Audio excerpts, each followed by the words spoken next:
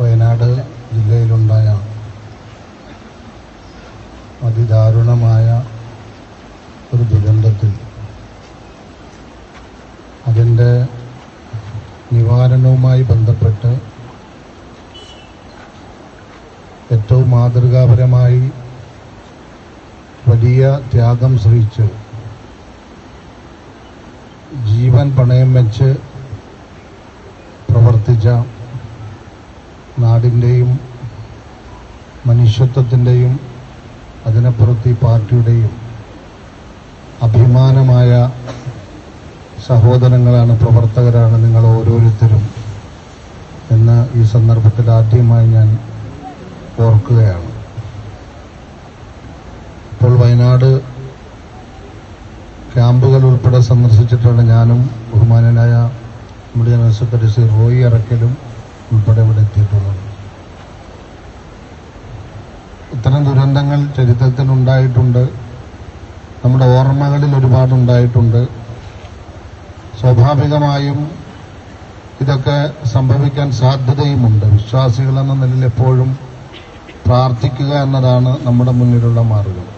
അപ്പോഴും ഇത്തരം ദുരന്തങ്ങളും പ്രയാസങ്ങളും ഉണ്ടാകുമ്പോൾ അതിനോട് സ്വീകരിക്കുന്ന സമീപനം ഒരു പ്രധാനമാണ്. അത്തരം ഒരു സമീപനത്തിൽ ഏറ്റവും മാതൃകാപരമായ സമീപനം സ്വീകരിച്ചവരാണ് പാർട്ടിയുടെ ഈ സന്ദർഭത്തിൽ മലപ്പുറത്തിന്റെയും കോഴിക്കോടിന്റെയും വയനാടിന്റെയും പ്രവർത്തകർ എന്നത് വളരെ ശ്രദ്ധേയമാണ്. ഞാൻ നിങ്ങളോട് എന്ത് പറയണം എന്നെനിക്കറിയില്ല. പലരും, പ്രത്യേകിച്ച് മാധ്യമങ്ങൾ, നമ്മുടെ പ്രവർത്തകരുടെ ആ ത്യാഗം നിറഞ്ഞ പ്രവർത്തനത്തെ, പേര് പറയാൻ മടിക്കുന്നവർ പോലും അതിന്റെ ദൃശ്യങ്ങൾ സമൂഹത്തിൽ അവതരിപ്പിച്ചുകൊണ്ട്, ഞാൻ റിപ്പോർട്ടർ ചാനലിന്റെ ഡോക്ടർ അരുണിന്റെ ഒരു അവതരണം, അവർ ത്യാഗത്തെക്കുറിച്ച്, മനുഷ്യത്വത്തെക്കുറിച്ച്, പുതിയ തലമുറയുടെ ഉത്തരവാദിത്വത്തെക്കുറിച്ച് എല്ലാം ഇങ്ങനെ പറയുമ്പോൾ അതിൽ കാണിക്കുന്ന ദൃശ്യം പാർട്ടിയുടെ പ്രവർത്തകർ ലഭ്യമായ ഉപകരണങ്ങളുമായി ദുരന്തത്തിനിരയായവരെ തേടിയിറങ്ങുന്നതാണ് എന്നത്, അതല്ലാതെ മറ്റൊന്നും കാണിക്കാനില്ല എന്നത് നമ്മുടെ നിങ്ങൾ ഉൾപ്പെടെയുള്ള ഈ പ്രസ്ഥാനത്തിന്റെ പ്രവർത്തകർ ഏറ്റെടുത്ത ഉത്തരവാദിത്വത്തോടും ജന്മപരമായി നിർവഹിക്കേണ്ട മാനുഷികമായ ഉത്തരവാദിത്വത്തോടും പുലർത്തുന്ന നീതിയുടെ ഉദാഹരണങ്ങളാണ് എന്ന് ഞാൻ ഈ സന്ദർഭത്തിൽ ഓർക്കുകയാണ്. നിങ്ങളുടെ ആ കാഴ്ചപ്പാട് പങ്കുവെക്കുകയാണ്. അത് ഏതെങ്കിലും ഒരു മാധ്യമം എന്ന് മാത്രമല്ല. അപ്പോൾ നിങ്ങളോട് തന്നെ ഇന്ന് രാവിലെ നിങ്ങൾ ഇവിടെ ഒരുമിച്ച് കൂടി പ്രവർത്തനം തുടങ്ങുന്നതിന് മുമ്പ് മീഡിയ വണ്ണിന്റെ റിപ്പോർട്ടർ പറഞ്ഞ കാര്യം, ഒരു മാധ്യമങ്ങൾക്കും ഒഴിച്ചു നിർത്താൻ പറ്റാത്ത തരത്തിലുള്ള ഇടപെടൽ നടത്തിക്കൊണ്ടിരുന്ന പ്രവർത്തകർ, സന്നദ്ധ പ്രവർത്തകർ എന്ന നിലയിലാണ് പരിചയപ്പെടുത്തിയത്. ഞാൻ അവസാനിപ്പിക്കുകയാണ്. രണ്ട് കാര്യങ്ങളാണ് ഏത് പ്രവർത്തനത്തിലും മനുഷ്യന് നേട്ടമായി ഉണ്ടാകുന്നത്. ഒന്ന്, മനുഷ്യൻ എന്ന നിലയിൽ അവൻ വിശ്വാസിയോ അവിശ്വാസിയോ ആകാം. മനുഷ്യൻ എന്ന നിലയിൽ സഹജീവികളുടെ പ്രശ്നങ്ങളിൽ, അത് ഏത് തരത്തിലുള്ള പ്രശ്നങ്ങളായാലും, അവരുടെ ദുരിതം ആകാം, അവരുടെ അവകാശം സംരക്ഷിക്കലാകാം, അവർക്ക് സഹായം ചെയ്യലാകാം, അവരുടെ പുനരധിവാസമാകാം, അങ്ങനെ എന്തുമാകട്ടെ, മനുഷ്യൻ എന്ന നിലയിൽ മനുഷ്യജീവിക്ക് വേണ്ടി, അല്ലെങ്കിൽ സമൂഹത്തിന് വേണ്ടി, ഒരു നാടിന് വേണ്ടി, അതിന്റെ നന്മയ്ക്ക് വേണ്ടി, അവരുടെ അവകാശങ്ങൾക്കും അവസരങ്ങൾക്കും സുരക്ഷിതത്വത്തിനും വേണ്ടി ഉൾപ്പെടെയുള്ള ഇടപെടലുകൾ, അതിന്റെ ഗുണഫലങ്ങൾ കാണുമ്പോൾ ഉള്ള ഒരു ആശ്വാസം, റിസൾട്ട് കാണുമ്പോൾ ഒരു ആശ്വാസം, അതല്ലെങ്കിൽ ഞാൻ എന്റെ ഉത്തരവാദിത്വം നിർവഹിച്ചു എന്ന ആശ്വാസം, ഞാൻ എന്റെ ദൗത്യം നിർവഹിച്ചു എന്ന ആ ഒരു സംതൃപ്തി, അതൊരു മാനുഷികമായ നേട്ടമാണ്. മറ്റൊന്ന്, മനുഷ്യന്റെ ധാർമ്മികമായ ഇത്തരം ഉദ്ദേശ ലക്ഷ്യങ്ങളാണ്.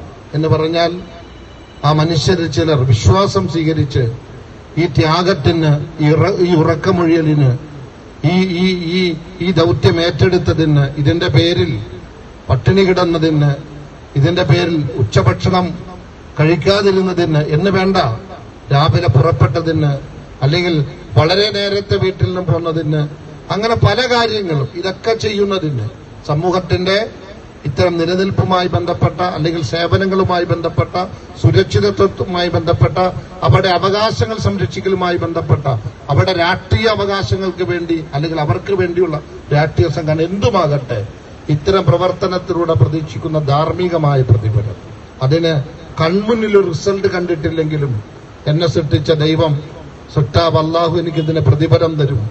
കാരണം ഇതെന്റെ മനുഷ്യത്വത്തിന്റെ മാത്രമല്ല വിശ്വാസത്തിന്റെ കൂടി ഉത്തരവാദിത്തമാണ് എന്ന ധാർമ്മിക പ്രതിഫലകാംക്ഷ, അതിലൂടെ ലഭ്യമാകുന്ന വലിയ ഒരു പ്രതിഫലം.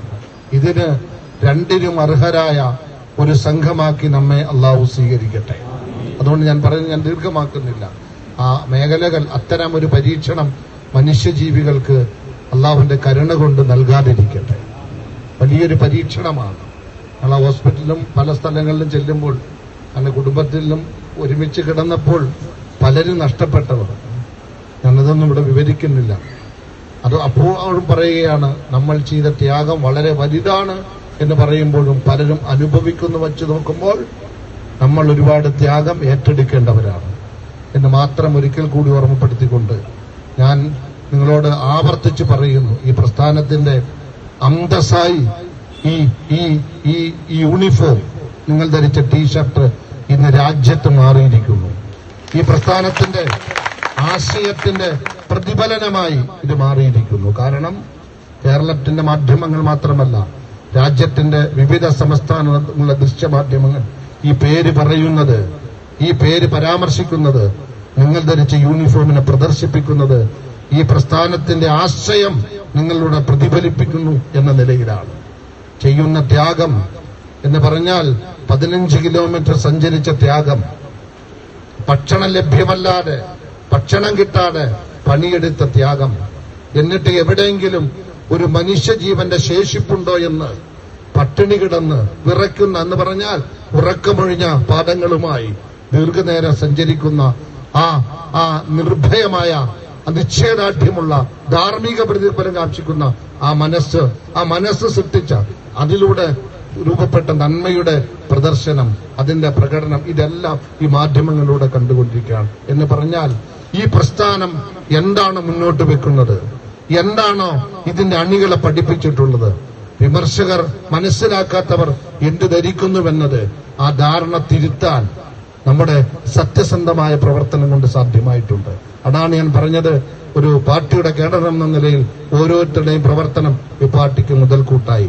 എറണാകുളം ജില്ലയിൽ ഒരു പൊതുസ്വീകാരനായ പൊതുപ്രവർത്തന ഡോക്ടർ ഈ പാർട്ടിയിലേക്ക് കടന്നു വന്നത് നിങ്ങളുടെ ഈ പ്രവർത്തനം, ഈ ബാനർ, നിങ്ങളുടെ ഈ ടീഷർട്ട് ചാനലിലൂടെ കണ്ടുകൊണ്ടാണ്. വയനാടിന്റെയും ഈ പ്രദേശത്തിന്റെയും ഉൾപ്പെടെയുള്ള പ്രവർത്തകരുടെ പ്രവർത്തനം കണ്ടുകൊണ്ടാണ് പാർട്ടിയിലേക്ക് കടന്നു വന്നത്.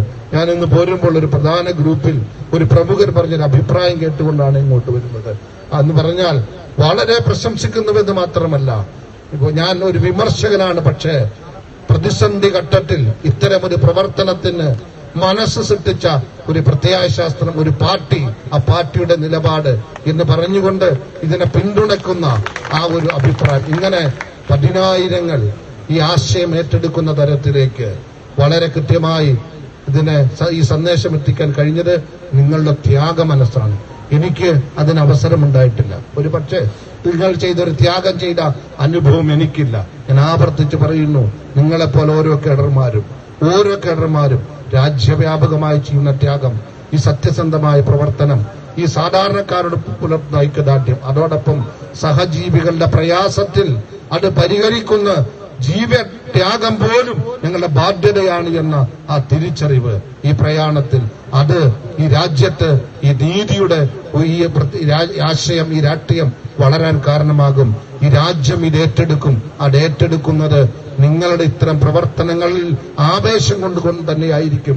ആശയപ്രചരണത്തിലുള്ള മാത്രമായിരിക്കില്ല എന്ന നിങ്ങളുടെ പ്രവർത്തനത്തിന്റെ അഭിമാന മുഹൂർത്തത്തെ, അതോടൊപ്പം അതിന്റെ റിസൾട്ട് കാണാനുള്ള ഒരു നല്ല ഭാവി ഉണ്ടാകട്ടെ എന്ന് ആഗ്രഹിച്ചുകൊണ്ടും പ്രാർത്ഥിച്ചുകൊണ്ടും നിങ്ങളുടെ പ്രവർത്തനത്തിൽ ഒരിക്കൽ കൂടി ഞാൻ അഭിവാദ്യം ചെയ്തുകൊണ്ട് അഭിമാനപൂർവ്വം നിങ്ങളെ ഞാൻ അഭിമുഖീകരിച്ചുകൊണ്ട് എന്റെ മനസ്സ്, ഞാൻ പറഞ്ഞു, ഇത്തരം ഒരു ഇരുത്തം, ഈ ത്യാഗത്തിന്റെ ഞാൻ അതിനെ കൂടുതൽ വിശദീകരിക്കുന്നില്ല. എന്റെ മനസ്സിന്റെ എല്ലാ നിങ്ങളുടെ ത്യാഗം ഓർക്കുമ്പോഴുള്ള ഒരു സന്തോഷം. കാരണം ഇത്തരമൊരു ത്യാഗപ്രവർത്തനം നടത്തുന്ന നിങ്ങളുടെ ഈ കൂട്ടായ്മയുടെ ഒരു സേവകനായി മാറാൻ പറ്റുന്ന എന്റെ അഭിമാനത്തെക്കുറിച്ചുകൂടി ഈ സന്ദർഭത്തിൽ പങ്കുവെച്ചുകൊണ്ട് ഞാൻ അവസാനിപ്പിക്കുന്നു. എല്ലാം കരുണയുള്ള നാഥൻ കാണുന്നുണ്ട്. അവൻ ഇതിന്റെ പ്രതിഫലമായി ഈ ആശയത്തിന്റെ മുന്നേറ്റവും ധാർമ്മിക പ്രതിഫലവും നൽകി നമ്മെ സന്തോഷിപ്പിക്കും. അത് സന്തോഷിക്കുന്ന അവസ്ഥ ഉണ്ടാകട്ടെ എന്ന് പ്രാർത്ഥിച്ചുകൊണ്ട് ഞാൻ അവസാനിപ്പിക്കുന്നു. ജയ് ഹിന്ദ്, ജയ് സോഷ്യൽ ഡെമോക്രസി. അസ്സലാമു അലൈക്കും വറഹ്മത്തുള്ളാഹി. ഒരു കാര്യം കൂടി, ഇതിന്